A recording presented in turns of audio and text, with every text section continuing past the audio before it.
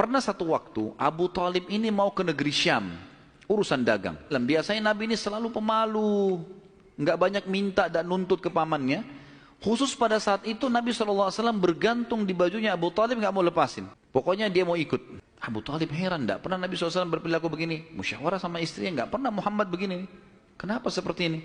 Pasti ada sesuatu gitu. Maka setelah musyawarah, kayaknya dibawa aja deh. Dibawalah ke negeri Syam. Pergilah Nabi SAW bersama dengan Abu Talib dan kafilahnya.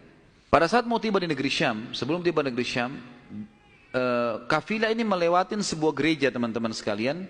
Dan di situ ada satu pendeta bernama Bahira. Dan ini riwayat Bukhari Muslim menceritakan masalah itu ya. Dan sampai sekarang di negeri Syam masih ada puing-puingnya gerejanya Bahira ini.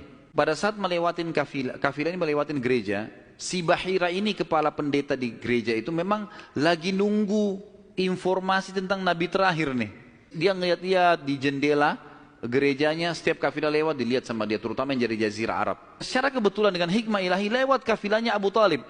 Dan kafilah ini agak berbeda dengan yang lainnya. Kafilah itu berarti 3 unta ke atas ya, baru dinamakan kafilah. Waktu lewat kafilah Abu Talib ini, ada awan yang menaunginya. Beda dengan kafilah lain, padahal lagi terik matahari.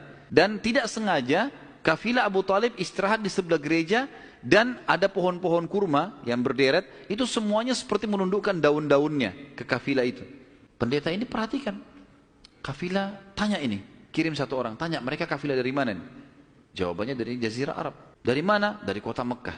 Kata Bahira, hidangkan makanan sebaik mungkin di gereja, undang semua kafilah ini masuk makan. Diundanglah. Ringkas cerita, masuklah mereka untuk makan. Dan pada saat satu kafilah ini masuk, yang ditinggalkan di situ hanya Nabi SAW. Nabi nggak boleh masuk, karena tradisi orang Arab dulu aib kalau anak kecil ikut makan. Nanti selesai orang tua makan, baru makan. Baiklah. Waktu lagi makan, Bahira ini memperhatikan satu persatu orang-orang Quraisy ini. Wajahnya. Karena mereka tahu cirinya Nabi terakhir. Alisnya, wajahnya, mukanya, kulitnya, jalur nasabnya, semua jelas.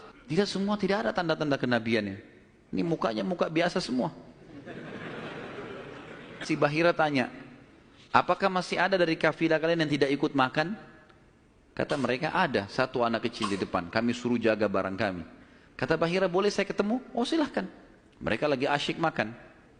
Bahira keluar menemui Nabi SAW. Nabi lagi duduk di bawah pohon. Lalu Bahira memanggil dia, mengatakan, hai anak kecil, ikutlah dengan saya. Kafilahnya disuruh jaga oleh beberapa pegawainya Bahira ini. Masuk di satu ruangan di gereja. Kemudian Nabi SAW berdiri lalu kata, jadi orang Mekah begini teman-teman. Di Mekah itu ada patung, namanya Lat dan Uzza. Lat dan Uzza ini 2 patung yang luar biasa dikultuskan di Mekah. Hebat patung ini menurut mereka. Jadi kalau bersumpah atas nama Lat dan Uzza sudah tidak mungkin berbohong. Kalau bohong kualat nih. Maka pendeta ini tahu Bahira. Dia bilang, hai anak kecil, saya akan bertanya kepadamu atas nama Lat dan Uzza. Ini semua anak kecil sampai orang tua di Mekah tahu nama ini. Dan mereka ketakutan kalau dengar nama ini. Apa jawaban Nabi SAW waktu itu? Umur 12 tahun. Maka beliau mengatakan, jangan engkau sebutkan 2 nama berhala itu karena aku membencinya. Aku tidak suka dengan patung itu. Penasaran Bahir. Diperhatikan wajahnya, alisnya, matanya Nabi SAW. Perlu teman-teman tahu ya, ciri fisik Nabi SAW itu luar biasa. Tersebutkan secara rinci di Taurat dan Injil. Allah mengatakan dalam Al-Quran, A'udzubillahi minasyaitonirrajim, ya'rifunahu kama ya'rifuna abna'ahum. Orang-orang ahli kitab, terutama Yahudi dan Nasrani ini, betul-betul mengetahui Muhammad SAW sebagaimana mereka mengenal anak-anaknya. Karena terinci. Disebutkan dalam hadis, alis Nabi SAW seperti busur panah yang lebar, berwarna hitam dan tebal. Bola mata beliau SAW besar, kelopaknya, dan dipenuhi dengan bulu mata yang lebat. Bola matanya putihnya putih bersih, hitamnya hitam pekat. Hidungnya yang mancung, bibir, dahi dan pipi yang setara dengan wajah, tidak oval dan juga tidak bulat, gitu kan. Kulitnya sangat putih sampai Nabi SAW pipinya kemerah-merahan. Jadi sangat tampan, luar biasa. Sampai ahli hadis mengatakan, kalau Yusuf alaihissalam diberikan sepertiga gagahan dunia, maka Nabi SAW memberikan seluruh kegagahan dunia. Tidak pernah ada orang melihat Nabi SAW tidak suka. Manusia terbaik, pilihan.